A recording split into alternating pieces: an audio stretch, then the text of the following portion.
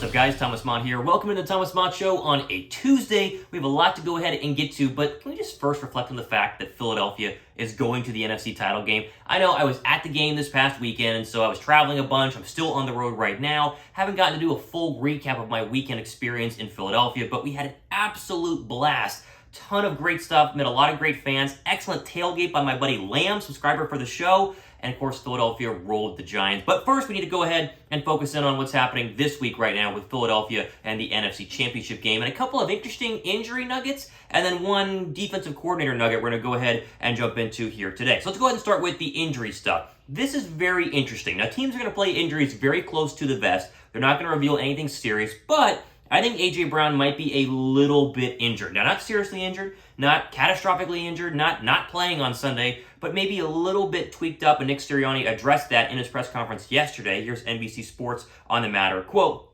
"He's going through a little something with his body that was hurting him. We feel like he'll be ready to go this week, but he was hurting in the game. That's why he wasn't in the game late." They want to say in the fourth quarter of the game, Brown was clearly dealing with some sort of lower body injury and was seen limping around a little bit. Philadelphia Inquirer's Jeff McClain reported that Brown told the Eagles after the game that he was fine.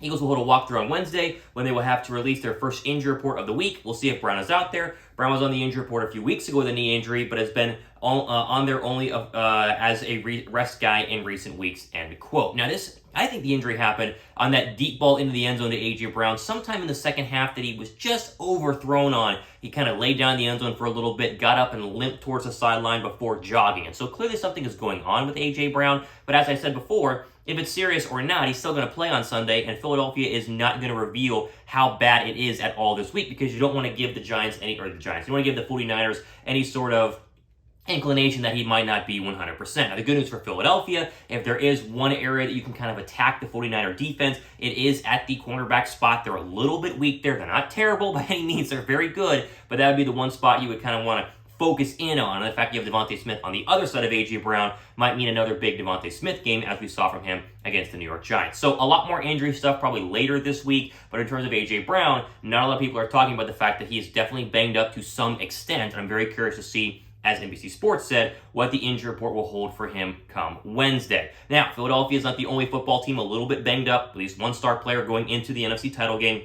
Coach McCaffrey, as you see here by Pro Football Talk, is day-to-day with a calf contusion. He, of course, will go ahead and play on Sunday as well. Quote, 49ers have a few injuries to deal with, but head coach Kyle Shanahan is not anticipating they'll keep players off the field for Sunday's NFC Championship game. Notably, running back Chris McCaffrey is dealing with a calf contusion and is considered day-to-day, Shanahan said via multiple reporters. But Shanahan said McCaffrey should play.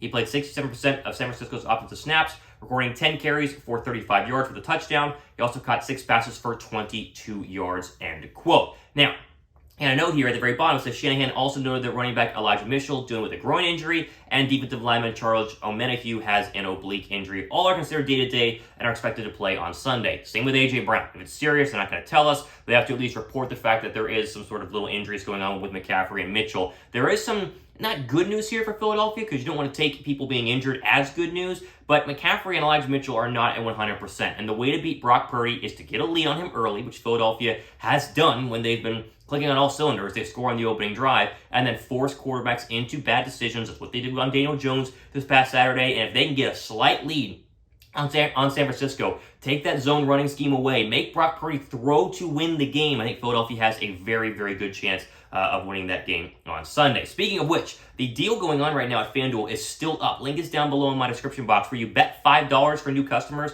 you get $150 back in bonus bets guaranteed, regardless if your bet wins or not. A lot of you guys used this past week. A lot of you guys were wondering, is it just for the divisional round? It's for the entire playoffs. So NFC title game, bet on Philadelphia. They're only like 1.5 point favorites right now. That to me, it sounds like a really good bet. Do it with our friends at FanDuel down below. Okay, I do want to quickly throw up a couple pictures here of my time in Philadelphia. As you guys know, I got tickets for my mom. We went and had an absolute blast, a really fun time. The atmosphere was incredible. I mean, I've been to a couple of Eagle games at the Link, and it's always been fantastic. I've been to a couple of road games where, a Cowboy playoff game versus Philadelphia back in 2009, I think. No atmosphere compares to what we had on Saturday night. It was absolutely electric. It was so darn fun that I'm going to the NFC title game. I will be there on Sunday. was on a whim. I have a buddy, Josh Davis, going with him, and it's gonna be a once in a lifetime opportunity. I always regretted not going to the 2017 NFC Title Game, and so this year, once they clinched, bought the ticket. We'll be high. Trust me, we're very high up at the link. We'll be there on Sunday. Love to swing by y'all's tailgate. Although Lamb, a buddy, a subscriber who reached out to me on Twitter, his tailgate was A+ fantastic. Definitely going to his. But if you want me to swing by yours, DM me on Twitter as well.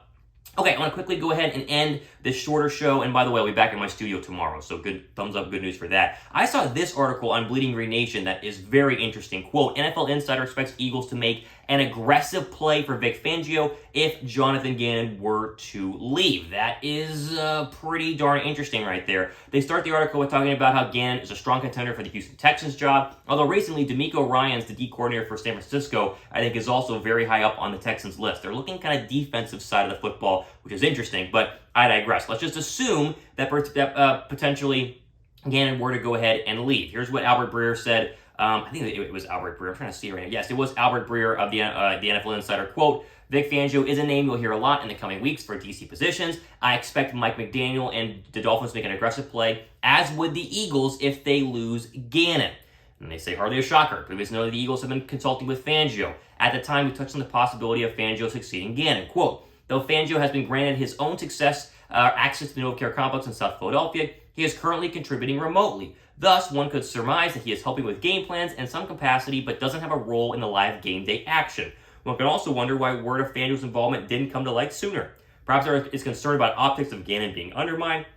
Perhaps the Eagles are just quietly preparing to replace Gannon with Fangio if Philly's DC ends up getting a head coaching job in the 2023 hiring cycle. Gannon clearly draws interest last year as he was interviewed for multiple openings before returning to the Eagles, end quote. Now, I've seen the Falcons have an interest in Vic Fangio. He seems to be the hot defensive coordinator name right now in the National Football League. Dolphins are obviously, as we saw in this article, going to be a real possibility for Fangio, but if he's already consulting with Philadelphia, as he's done almost all year long, he knows what Philadelphia has. He understands this defense is loaded with really good players. They have a top 10 draft pick, which will probably be a defensive player as well. Why would you not want to go back to possibly the reigning NFC champs who have been one of the best defenses in the National Football League, or the possible Super Bowl champions? I'd rather go there than, say, Arizona or even the Dolphins, whose defense is not bad, but needs a lot more work than Philadelphia. So we'll see on this. Thumbs up for Fangio, though. I know most Eagle fans are excited about him. If it happens or not, we'll see. But none of this is going to be official until Philadelphia finalizes their playoff run, because Gannon's not going to make any sort of announcement until that is officially over, as he rightfully should.